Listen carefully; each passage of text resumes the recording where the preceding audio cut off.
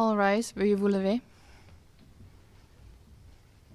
The International Criminal Court is now in session. L'audience de la Cour pénale internationale est ouverte.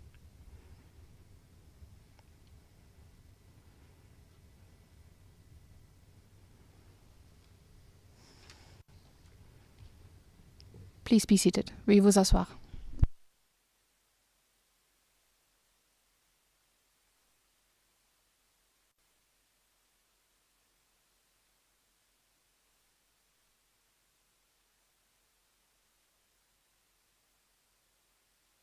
Duterte est maintenant ouverte. Je souhaite la... Good morning. I would like to welcome everyone inside and outside of the courtroom. Now, before we start with today's initial appearance, I would like to remind you that the Chamber has authorized video recordings and the taking of photographs. Please go ahead.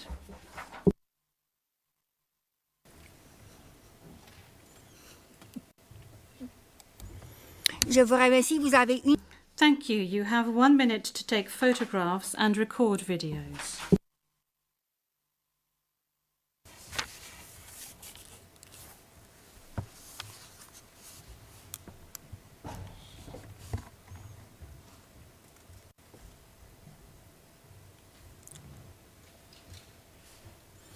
Merci beaucoup. Thank you very much. Court officer, could you please call the case? Thank you, Madam President. Your Honours. The situation in the Republic of the Philippines case, the prosecutor versus Mr. Rodrigo Duterte, case number ICC 0121 0125. And we are in open session. Merci beaucoup. Thank you very much. I will now ask the parties to introduce themselves, starting with the Office of the Prosecutor. Please pause before speaking and speak slowly to allow the interpreters to interpret appropriately. May I ask you to introduce yourself and to confirm whether the list of your staff that I received prior to the hearing is correct, Mr. Prosecutor? President, Your Honours, good morning. The list is correct. Once again, Deputy Prosecutor Manjay Niang to my left, trial lawyer Edward Jeremy behind us, trial lawyer Robin Croft, international cooperation advisor Chantel Daniels, and our very able case manager Grace Go. I'm Karim Khan, the prosecutor. Merci beaucoup. Thank you very much.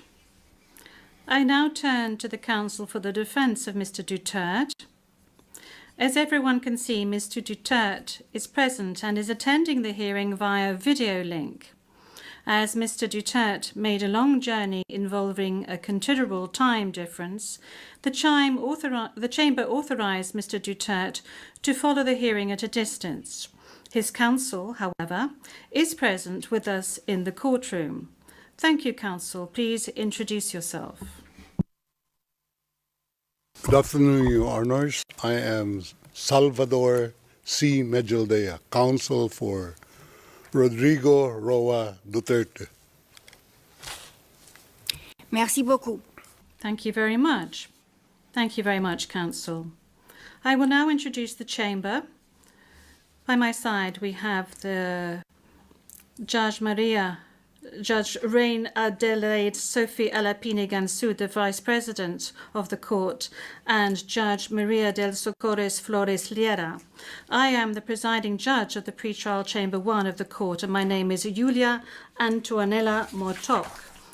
Now, I would like to speak to you, Mr. Duterte. I'm speaking French, but you are receiving interpretation of what I'm saying in English. I understand that you are at ease in the English language and that the interview yesterday at the detention center was conducted in English and that you did not deem it necessary to request interpretation into any other language during this interview. This said, I would like firstly to confirm your identity. Could you provide us with your full names, please? I am Rodrigo Roa Duterte. That's my J'entends pas. first middle name is Roa. His surname is Duterte.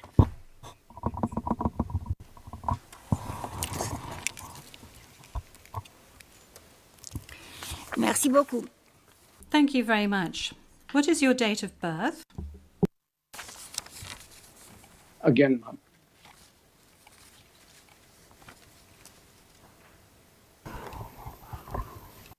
Can we request that the question be repeated? I don't think he heard it. Thank you. Repetition from the English booth. What is your date of birth? Yes, thank you very much, Counsel. I was asking quite simply of Mr. Duterte what his full names were, and then I subsequently asked him what his date of birth was and what his place of birth is. Is that all right, Counsel? Yep. Of course, I give. My birth month day is March 28, 1945. I was born in the province of Leyte in the Philippines.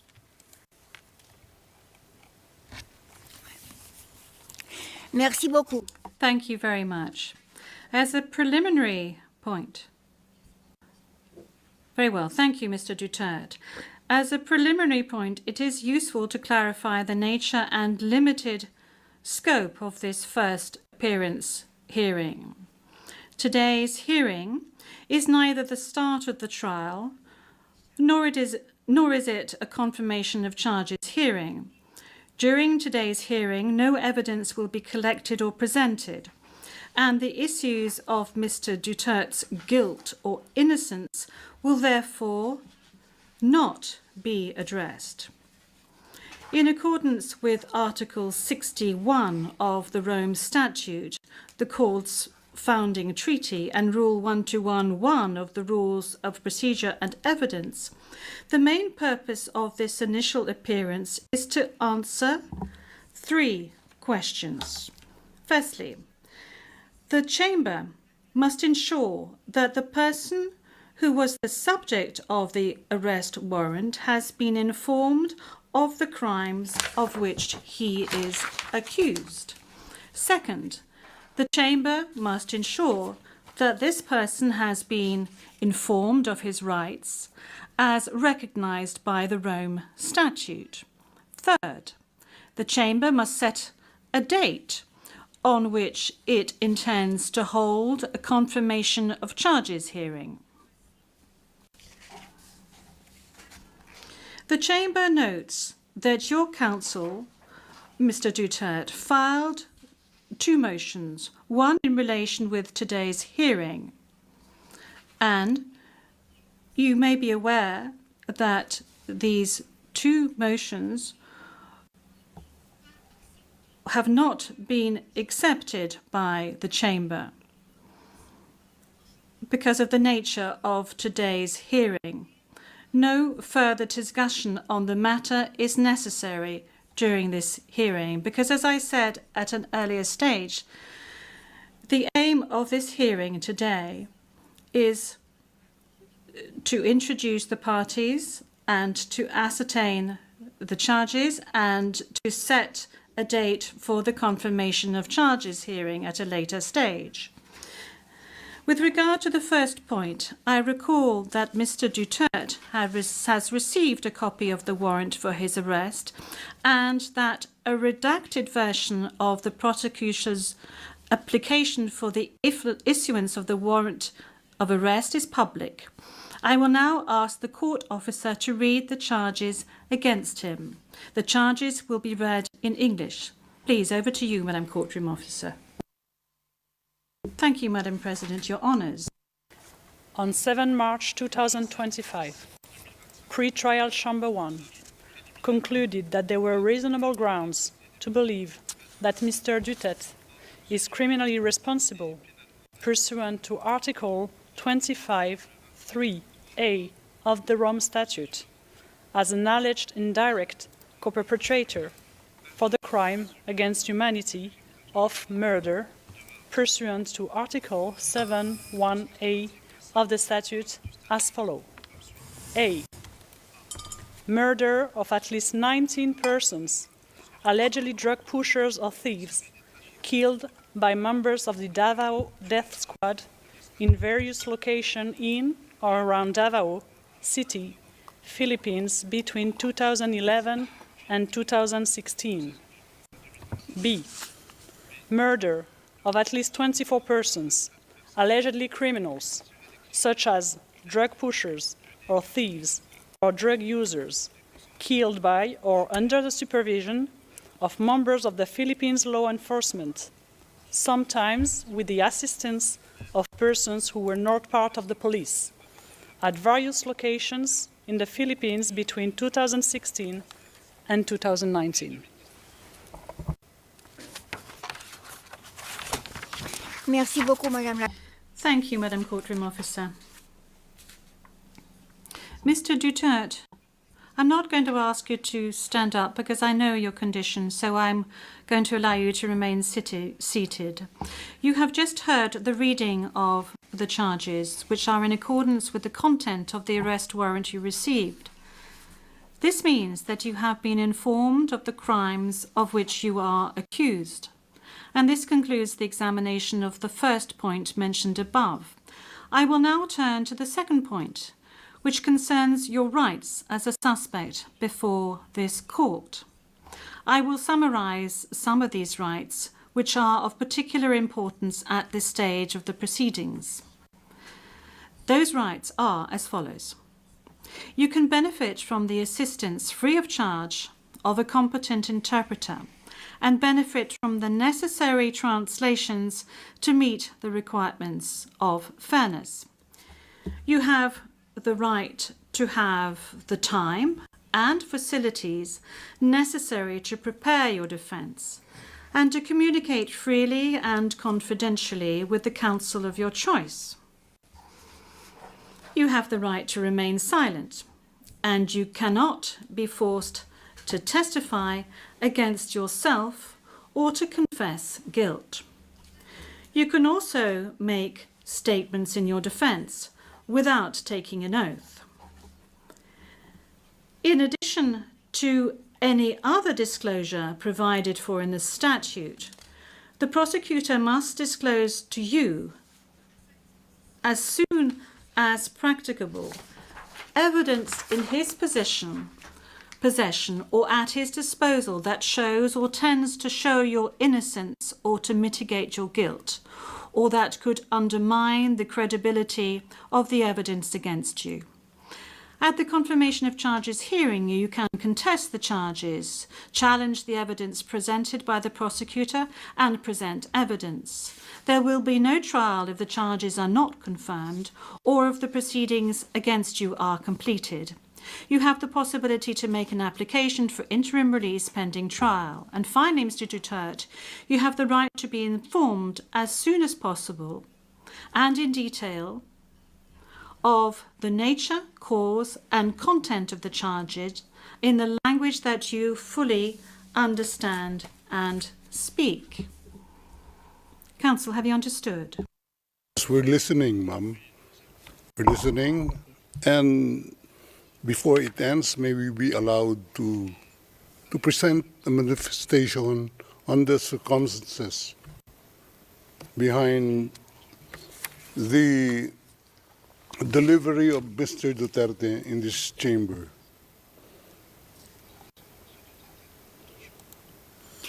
Oui, Maître, je dois d'abord demander... Yes, counsel. This is as part of the procedure, and as we've said since the very outset, I need to ask Mr. Duterte himself to make observations as to the condition of his surrender to the court and the conditions of his detention at the detention facility of the court since his arrival. If he can please tell us these details. Thank you.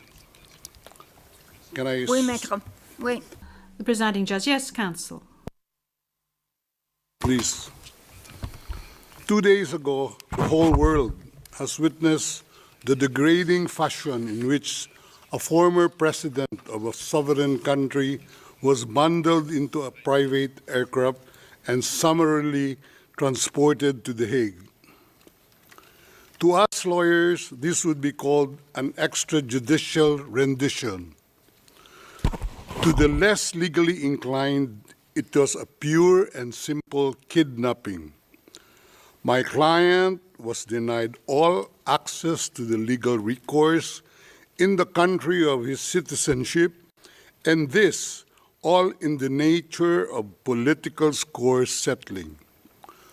Two troubled entities struck an unlikely alliance, an incumbent president who wished to neutralize and choke the legacy of my client and his daughter on the other hand, and a troubled legal institution subject to delegitimization and desperate for a price cuts and a legal show today on the other hand.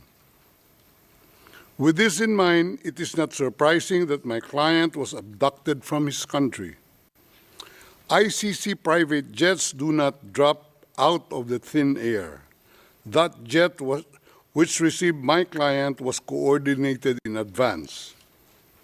The UAE is not a state party to the ICC and has no obligation to cooperate with the court. Yet my client sat in transit in that country for more than 5 hours. I invite the registry's representative to present today in court to explain to the judges exactly how they believe this transfer was anything other than a gross abuse of process. Given the precipitous arrival of my client, an elderly man with debilitating medical issues, hard of hearing and poor of sight, he was taken to a hospital for observation. Only this morning have I met him for the first time with less than an hour to discuss legal issues. I have not been able to present him with a hard copy of the arrest warrant because we were not supplied with such. I have not even been able to explain to him what the prosecution requested when seeking the issuance of the arrest warrant. This is because the chamber only established a redacted version of the prosecution request last night. Other than to identify himself, my client is not able to contribute anything to this hearing.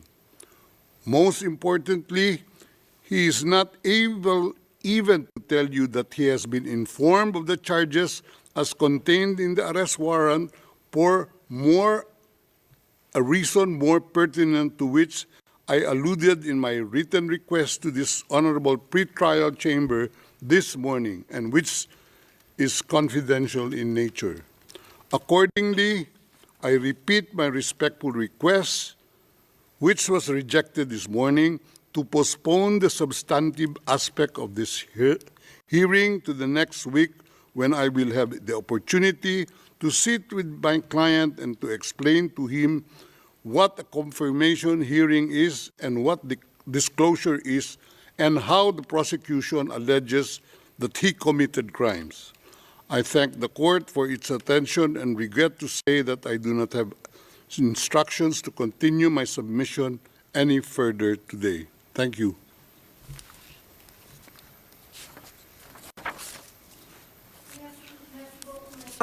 D'abord, concernant Thank you, Counsel. Now, with regard to the health issues of Mr. Duterte, I believe that the court has taken specific measures with regard to his health situation, and I note that subsequent to his arrest and when he arrived at the detention center, the court's doctor was of the opinion that you were fully mentally aware and fit, and that you have undergone further checks and tests at the detention facility. And when you broached health matters, that's saying that you were not able to come to the hearing, the doctors who consulted with you were of the opinion that Mr. Duterte was not in a position to come to the hearing physically, but that if he gave written permission, he would be able to take part via video link. Now, that is with regard to the health matters that you just mentioned. They are very important, especially concerning the matter of age. Now, with regard to the rights of Mr. Duterte, we have before us the registrar's or the registry's report that says that Mr. Duterte has been informed of his rights, including Articles 66 and 67 of the Rome Statute, and that that he is aware of his rights and that he is also aware of the charges against him. We have before us the report of the registry saying that he was also aware of the warrant of arrest in the English language and that he is very well versed in the English language. Once again, you have the possibility of these charges being read in English, which was the case today. I have read to you in the French language the rights that he has, Mr. Duterte, before this court, and I'd like to specify once again that this is an initial hearing. In order for Mr. Duterte to be aware of his rights and the charges against him. And then there will be a full procedure that will unfurl leading up to the confirmation of charges that will enable Mr. Duterte to raise all the matters that you have just raised with regard to the warrant of arrest, with regard to the crimes committed, with regards to the charges and any other matters associated with his arrest and the matters of jurisdiction of the court. You have the opportunity to do this throughout these proceedings leading up to the actual confirmation of charges hearing.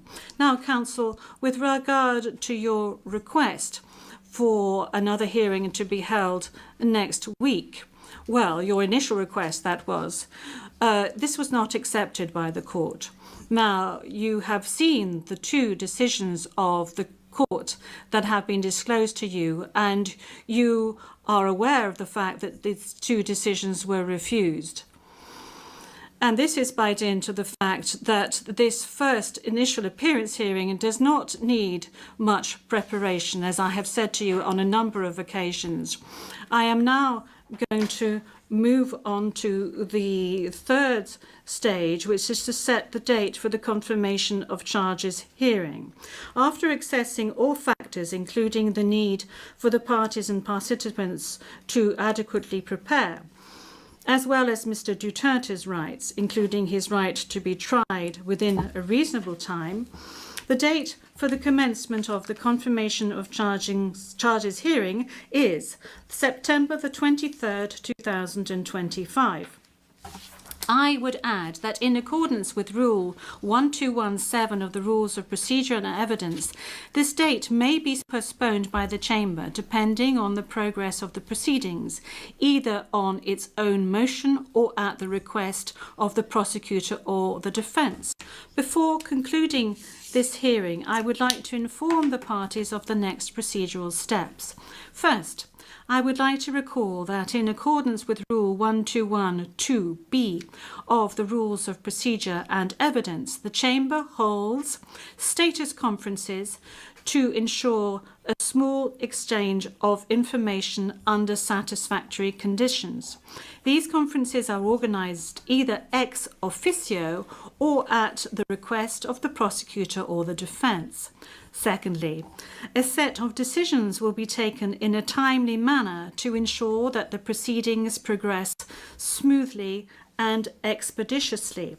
More specifically, I am referring in particular to a decision on the arrangements and procedure for the disclosure of evidence, and a decision setting a timetable for the disclosure of evidence in such a way as to ensure orderly and efficient disclosure between the parties. In this regard, the Chamber orders the prosecutor to begin disclosing today the information on the basis of which the warrant of arrest was issued, and to complete this disclosure no later than within the next 7 days. The Chamber will also issue a decision on the participation of the victims who, according to the statute of the court and to the extent permitted by the Chamber, are authorised to present their views and concerns at this stage of the proceedings. We have come to the end of Mr. Duterte's first appearance hearing. I would like to thank all the participants in this hearing, the interpreters and the stenographers. This concludes today's hearing.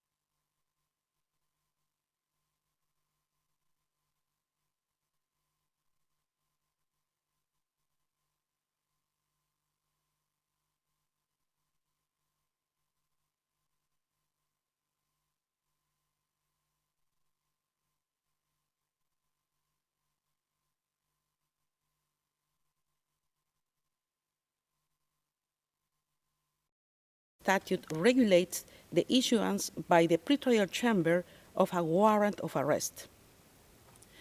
Pursuant Article 58(1)b of the statute, a chamber assesses whether the arrest of a person appears necessary. 1, to prevent a person from not appearing at trial. 2, to prevent a person from obstructing or endangering the investigation or the court proceedings. Or 3, where applicable, to prevent the person from continuing with the commission of that crime or a related crime which is within the jurisdiction of the court and which arises out of the same circumstances. In accordance with Article 60.2 of the statute, the person subjected to a warrant of arrest under Article 58 of the statute may apply for interim release pending trial. The pretrial chamber's ruling on such an application under Article 60.2 of the statute is provisional in nature, to the extent that it will be periodically reviewed at least every 120 days or at any time following a request by the detained person or the prosecutor, if satisfied that the circumstance so require. The pretrial chamber may modify its initial ruling on detention, pursuant Article 60.3 of the statute and Rule 118.2 of the Rules of Procedure and Evidence. Regarding the first ground of appeal and the question of whether the pretrial chamber erred in law by relying on hypothetical and non-specific risks to find that continued detention is warranted, the appeals chamber recalls that in determining whether the conditions pursuant Article 60.2 of the statute had been met, a chamber must find that detention appears necessary. In this context, the appeals chamber observes that a determination shall be made concerning the possibility and not the inevitability that one of the events listed in Article 58(1)b of the statute will occur, and that it is the responsibility of the relevant chamber to weigh the evidence before it pursuant to the relevant standard.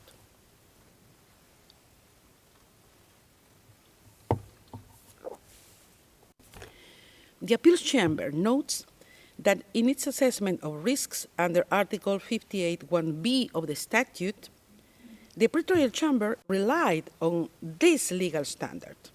Indeed, the pretrial chamber correctly referred to the standard that the assessment under Article 58(1)b of the statute concerns the possibility, not the inevitability, of a future occurrence. It then analyzed the material before it against this standard. Accordingly, the defense has failed to demonstrate that the pretrial chamber misapprehended the legal standard relevant to the assessment of risks under Article 58(1)b of the statute. With regard to the pretrial chamber's assessment and weighing of evidence in assessing risks pursuant Article 58(1)b, subparagraph 2 of the statute, the appeals chamber notes that the pretrial chamber made reference to 5 documents, including media articles, publications of non-governmental organizations, and a book which, in its view, indicated that Mr. Duterte's inclination to interfere with investigation against him. In relation to the first document, a media article, the appeals chamber finds that it was not unreasonable for the pretrial chamber to rely on this document for its finding. Whilst this document does not mention Mr. Duterte himself as being directly involved in briefing individuals, it does not refer to statements of close, it does refer to statements of close associates, including one where individuals would have been told to remain loyal. In any event, the appeals chamber observes that Mr. Duterte's alleged involvement in briefing individuals is but one of the factors that the pretrial chamber took into account to support its conclusions on Mr. Duterte's inclination to interfere with investigations against him. In relation to the other 4 documents, a book, 2 publications of non-governmental organizations, and a press article, the appeals chamber recalls that there does not exist in the applicable law of the court any impediment to use of newspapers, articles, or other public or open sources for the purposes of assessing the requirement under Article 58(1) of the statute. Nor is there any requirement that such material be corroborated. Noting this, the appeals chamber considers that it is possible to discern how the pretrial chamber reached its conclusion on Mr. Duterte's alleged involvement in the threatening and taking of retaliatory actions against individuals opposed to him. In any event, the appeals chamber observes that this is only one of the factors that the pretrial chamber took into account to support its conclusion on Mr. Duterte's inclination to interfere with investigations against him, and more generally on the risk of Mr. Duterte obstructing or endangering the investigations or the court proceedings.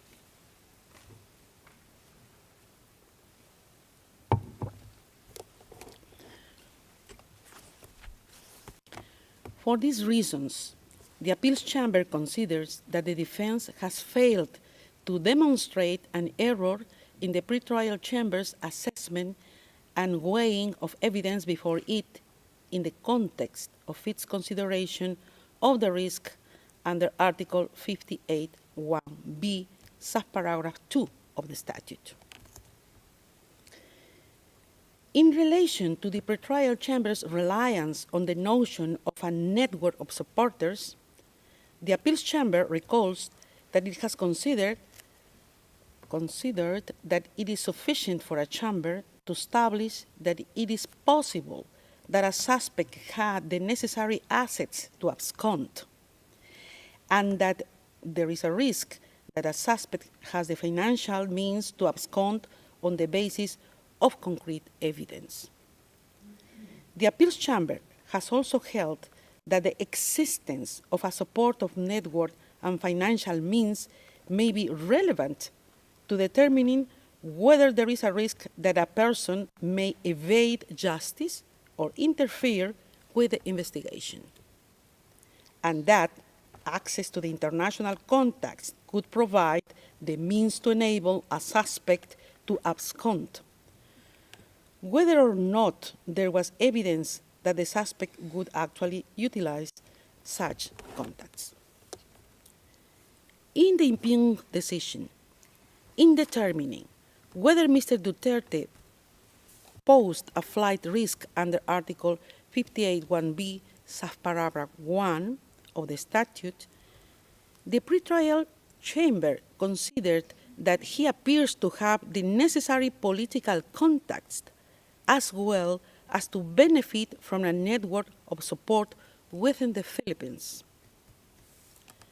The appeals chamber considers that contrary to the defense's argument, the pretrial chamber specifically outlined why it found that there existed a network of supporters in relation to Mr. Duterte, and for which reason this supported its conclusion that the risk under Article 58(1)(b), subparagraph 1 of the statute was established.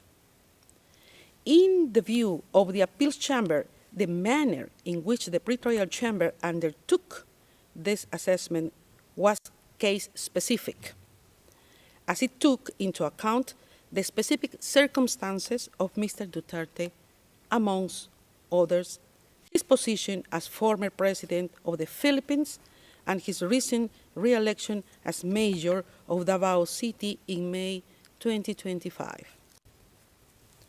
It follows that the defense has failed to demonstrate that the pretrial chamber committed an error in assessing and considering Mr. Duterte's network of supporters for the purpose of its examination of the risk under Article 58(1)(b), subparagraph 1 of the statute.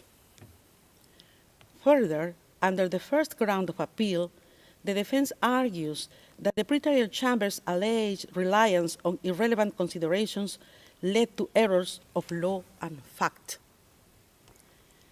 Regarding the arguments on the assessment of evidence and, in particular, the defense's contention that a number of factors relied on by the pretrial chamber were irrelevant, the appeals chamber notes that when assessing the risk under Article 58(1)(b), subparagraph 1 of the statute, the pretrial chamber relied on several factors in support of its finding that such risk existed. It relied on a statement by Mr. Duterte, statements by others, Mr. Duterte's position as a former president of the Philippines and his recent re-election as mayor of Davao City, as well as the matter of the gravity of the alleged crimes and concomitant sentence in case of conviction. The appeals chamber observes that the defense does not explain why, in its view, these factors were irrelevant to the pretrial chamber's assessment. Without more, the defense has failed to substantiate that the pretrial chamber's reasoning and assessment were unreasonable.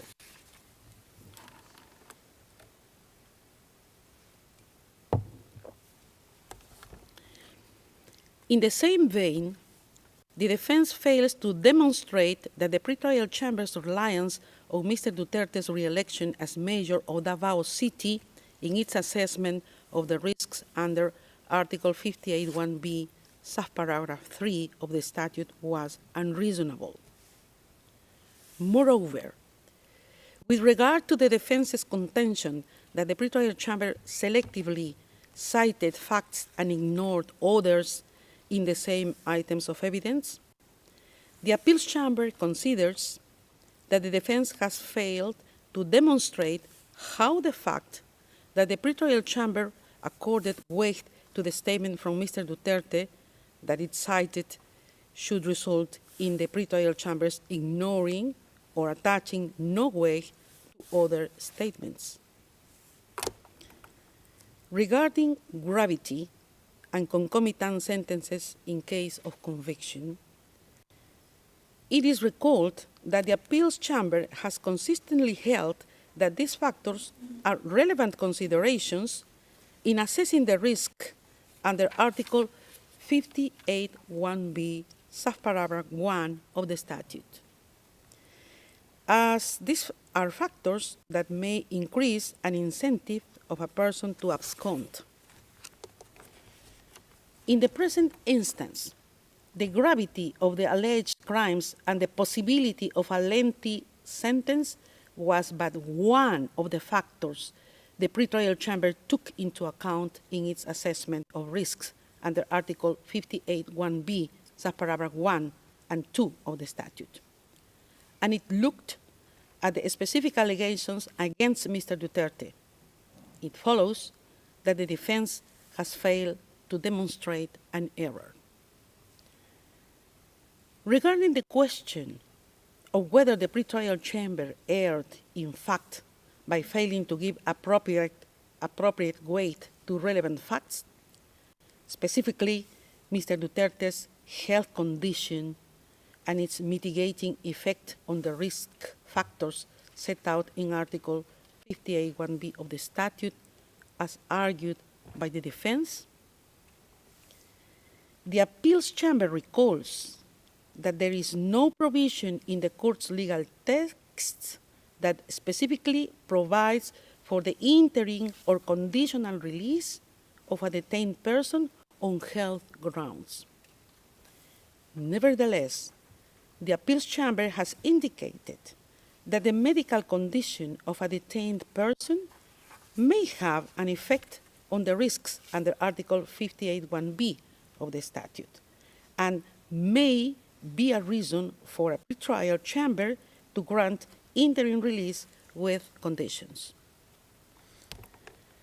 The appeals chamber considers that such a determination is necessarily case-specific. Contrary to the defense's assertion, nowhere did the pretrial chamber suggest that it was precluded from assessing the information about Mr. Duterte's health within the context of its assessment under Article 60.2 of the statute. Rather, it noted the reports placed before it and considered that they were unable to affect its finding on risks under Article 58(1)(b) of the statute. The defense has failed to show that the pretrial chamber's approach was unreasonable. For these reasons, having rejected the defense's argument under this ground of appeal, the first ground of appeal is rejected.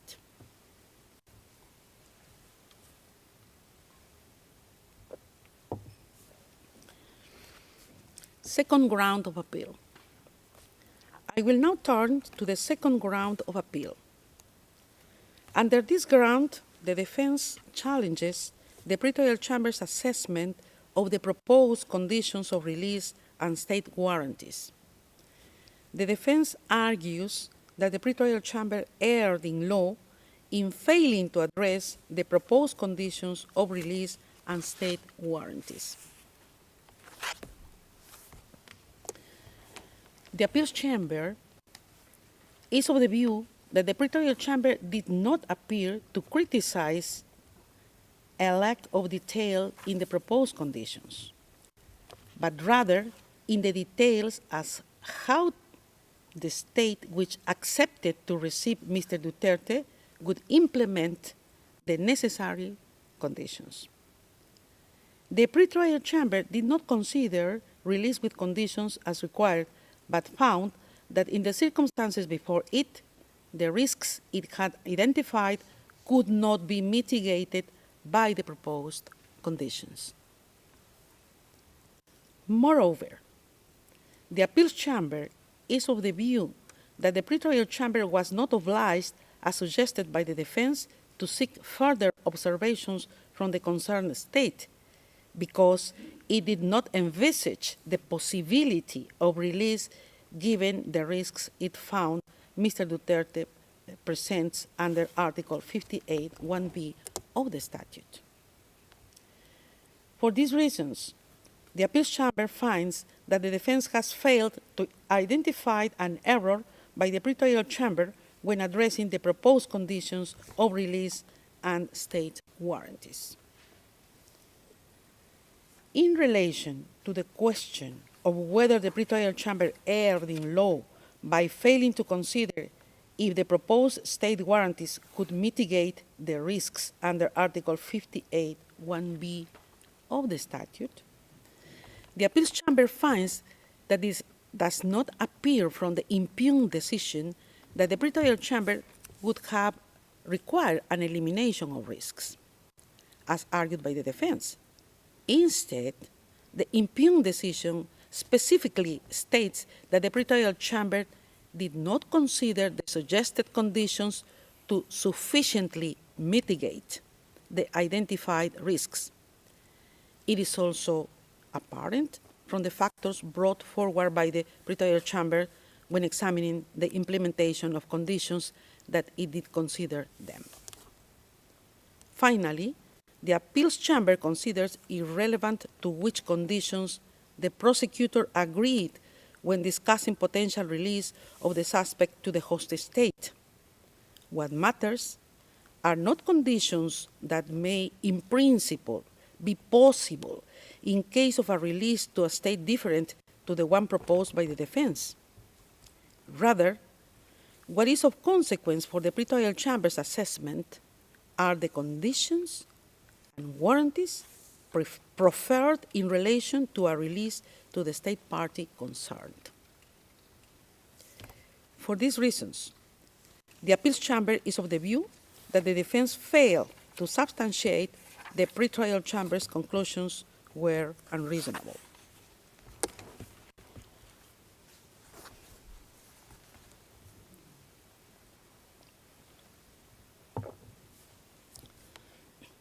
Regarding the defense's contention that the pretrial chamber erred in fact and law by taking into account irrelevant considerations in respect to the state warranties, the appeals chamber considers that the pretrial chamber's finding mainly related to the implementation and enforcement of the proposed conditions.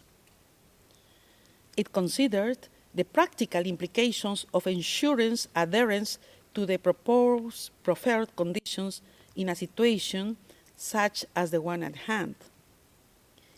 It did so against the backdrop of having found that all three risks under Article 58(1)(b) of the statute were established. As such, it was reasonable for the pretrial chamber to examine how, in practice, the suggested conditions would be implemented.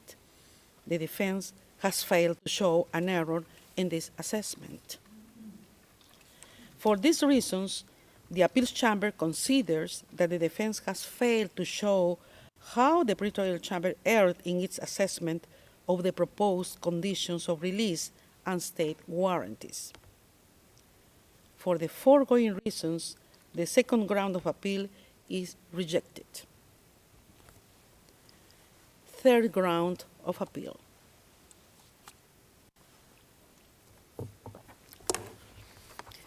Regarding the third ground of appeal, within which the defense argues that the pretrial chamber erred in not considering humanitarian grounds either as independent consideration or mitigating factor in assessing interim release, the appeals chamber considers that the pretrial chamber did not refuse to address the question of interim release on humanitarian grounds.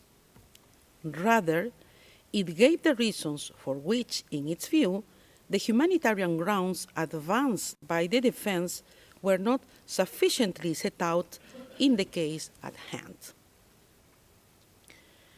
Further, the appeals chamber recalls that the medical condition of a detained person may be a reason for a chamber to grant interim release with conditions, and that the chamber enjoys discretion when deciding on conditional release. The appeals chamber considers that it is not apparent from the pretrial chamber's assessment that it was unreasonable. The pretrial chamber found the existence of risks under Article 58(1)(b) of the statute, which were not mitigated by Mr. Duterte's purported condition, and also could not be mitigated by any condition imposed upon release. The pretrial chamber then proceeded to analyze whether humanitarian grounds, as argued by the defense, could justify release on conditions. The appeals chamber thus considers that the pretrial chamber assessed the relevant information before it in light of the arguments made by the defense and reached its conclusion on this basis. It follows that the defense has failed to demonstrate that the pretrial chamber's assessment was unreasonable. Accordingly, the appeals chamber finds that the defense has failed to show that the pretrial chamber erred in its assessment. For these reasons, the third ground of appeal is rejected.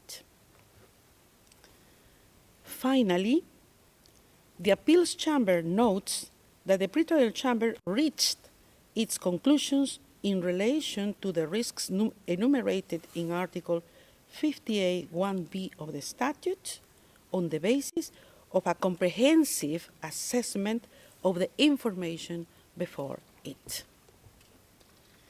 In the present case, having rejected the 3 grounds of appeal presented by the defense in the appeal brief, the appeals chambers unanimously confirms the impugned decision.